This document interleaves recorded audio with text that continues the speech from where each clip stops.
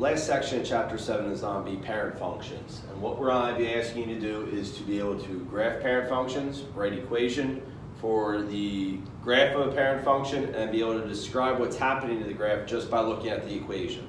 This is a section where I'm going to ask you not to use a calculator. Everything's going to have to be done just knowing what's happening to the equation and not just plugging it into your graphing calculator. Now, the first thing we need to do is know about parent functions. Parent functions are kind of the starting, most basic equation you're going to have, and the graph that's made from that equation is considered the parent function. So we're going to be looking at 4 of them in this section. Y equals x squared, which is a quadratic. We dealt with that graph a good amount so far. Y equals x cubed, y equals absolute value of x, and y equals the square root of x. So first I have to introduce you to the 4 graphs. For x squared, we know that's going to be a parabola. Okay, so there's the basic general shape of our parabola. For x cubed, this is one where it kind of goes up almost, I kind of say it looks like a snake a little bit. Goes up and then whips around to the other side. For the absolute value, okay, it's almost like a V. Goes down to 0 and then comes back up. And for the square root, it starts at 0 and kind of like a hill, slowly goes up and up to the right over there. And if you look at all these graphs, it kind of makes sense of what is happening in each one of the graphs if you really think about the function. Okay? For a square, you can't get a negative number in a square. Anytime you square a value, it's going to be positive. That's exactly what's happening in the graph. No matter what x value we plug in, the y value is going up. Same thing for absolute value. You can't have a negative absolute value. It's a distance. So no matter what x value you plug in for x, it's going up in a positive direction for the y. Okay? So they're the 4 parent functions. You need to know these shapes. Become familiar with it, because when you see the cube, when you see the absolute value, that's a shape that you need to be thinking about. Now what we're going to be doing with this family function is we're going to be looking at how each one of those parent functions gets moved around. We're going to see how does it get shifted left and right, up and down, does it get stretched or shrunk, depending on what the happening to the equation. So we're going to start with the parent function y equals x squared. Now these steps, they're all the same for any of the 4 parent functions. So I'm showing you with y equals x squared, but it's the same for the absolute value, it's the same for the square root and the cube. First thing is reflection in the x-axis. So we had those graphs, and if there's a negative leading off the equation, that means that it's reflected across the x-axis. So that v for the absolute value is now flipped upside down, because it's not the absolute value that's negative, it's the answer, the result you get from the absolute value. So if you see that negative reflected on the x-axis. If there's a value in front of the in front of the x, if it's greater than 1, that graph is being stretched. If it's less than but greater than 0, it's going to be shrunk. Okay? Make sure you're looking at just the a. If there's that negative value in front, that deals with the reflection. I care about just that a value. Okay? So I care about the a, and that's what you're looking at. Greater than 1, it stretches.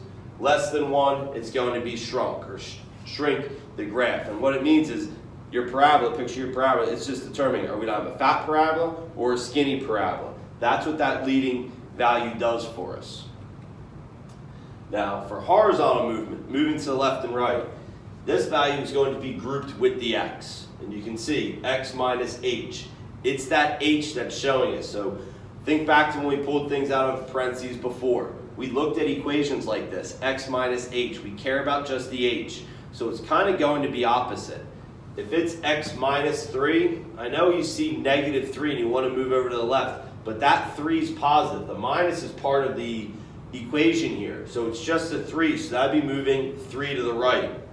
If it was x plus 5, again, you see the plus, you want to move to the right because that's the positive direction, but it's actually x minus negative 5.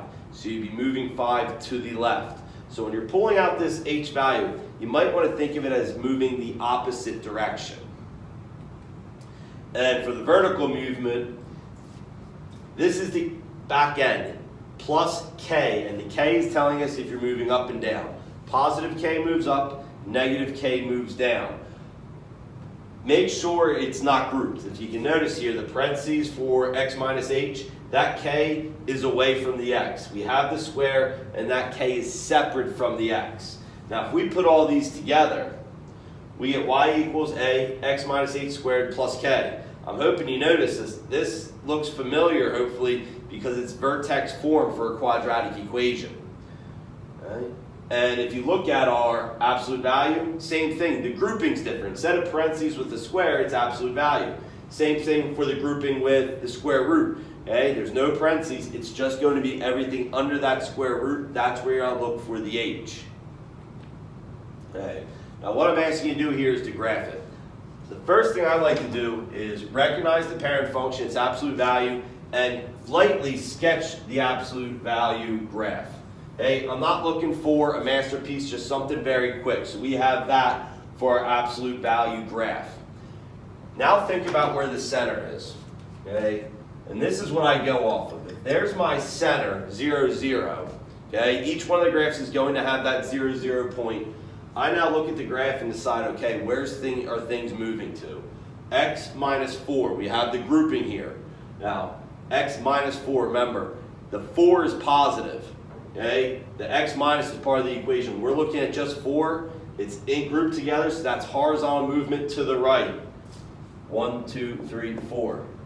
Plus 3, the back end is 3, that's vertical movement, positive is up. 1, 2, 3, and right there's our new center point. And from there, you can erase the original, and now we're going to make our new graph from that point. Okay, and our new graph, again, not looking for a masterpiece. I'm not going to take a ruler out and make sure it's in every single position is exactly right, but it needs to look familiar. It needs to look like the v for the absolute value, and have the correct starting point. Okay? So make sure you're looking at the graph and decide where is it moving to, left and right. Is it being reflected? Okay? So there are all the things. I'm not going to ask you to shrink or stretch as you graph. Okay? You need to set up a table and kind of get some points to see how fat or skinny that graph is going to be. But I am going to ask you to move it around. Next example is x squared plus 7. Well, our original graph is the parabola, so we have something that should look something like that. Okay, that's actually kind of ugly, but we'll go with it. There's our original. Remember, you're starting with that center, 0, 0. Now, the only thing we have here is a plus 7. Plus 7 on the back end, so that's going to be positive 7 up. 1, 2, 3, 4, 5, 6, 7. And I'm trying to make the same graph as we had before. So something like that. And you can even erase our original, but that's where our graph should be. Just moving up 7 spots. Right. Square root of x plus 4. So our original should look something like this. We're starting at center at 0, 0. And should go about like that little hill there. Now, we have two things here. One, we have the plus 4, which is going to be 4 spots to the left. We also have this negative sign, so it will be reflected across the x-axis. Do the reflection last. Okay, wherever it moves to, that's going to be where your new x-axis is. So if you're moving up and over, that's where your x-axis is. That's where it's being reflected from. So here I'm just moving 4 to the left. And now I'm going to make this same hill, but I'm flipping it over the x-axis. So it's going to be going upside down. Looks something like that. And again, I'm not going to be measuring it to see if it's perfect, but make sure you're reflecting it and it looks similar to what you had before. Okay? I think we have one more example here. X cubed minus 2. Now this one's kind of the tricky one. It has that snake that goes up, then over, and there's our original. We still have that center point, 0, 0. And at the end we have x cubed minus 2. The minus 2 at the end is going down 2 spots. And now making that same graph, just being shifted a little bit over, should look something like that. Okay, again, I'm not looking for masterpieces. If you are kind of being hard on yourself for what your graphs look like, relax. They don't need to be perfect. Now that was graphing from the equation. Now I'm going to give you the equation. You're going to have to describe what's happening to it.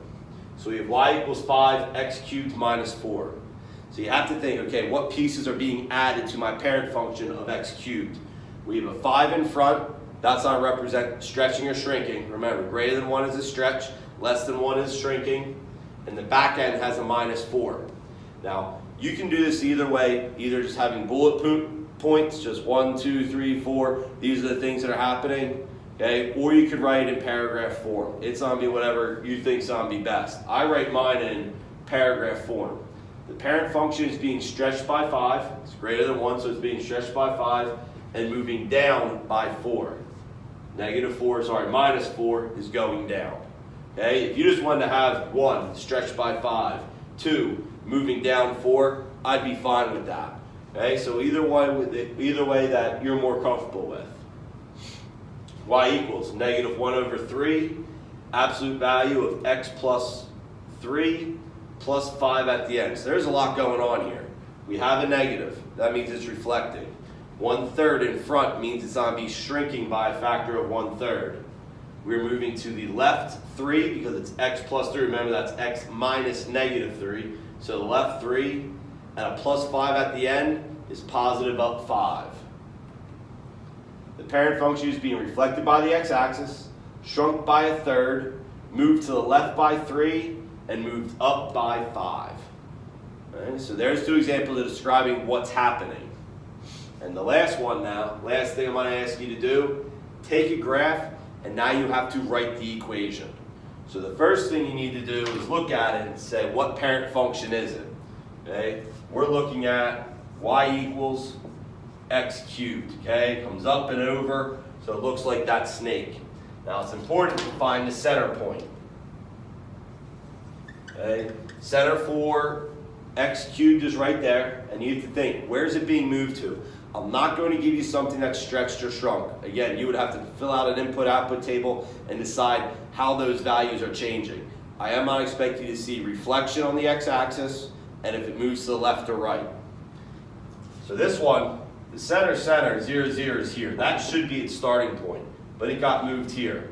So it moved 1, 2, moved 2 spots to the left. So we're going to have x plus 2, remember it's opposite. And now vertically, it moved down. 1, 2, 3, 4. So since it moved down 4, put my y equals there, move to the left 2, down 4, and there's my equation. So again, find the center point and see where is that center point being moved to. I'm going to do one more example. Okay, so here we have the absolute value. Y equals absolute value of x, and we're going from 0, 0 to, looks like 1, 2, 3, 4, 1, 2, 3, looks like 4, 3 is where it's being moved to. So again, let's just do the same thing and count how many spots it's being moved. We have 1, 2, 3, 4 spots to the right. Right is going to be grouped, and it's going to be negative. So we have absolute value of x minus 4, and then up, 1, 2, 3. It's positive up, so I'm putting equal 3. Right? So there are the 3 things I'm going to ask you to do. Be able to graph from the equation, describe the equation, and then write the equation given the graph. Okay? You will have to do this without a calculator, so you should be practicing that just so you can't just plug in the equation and see what it looks like. Okay, so that's the end of chapter 7.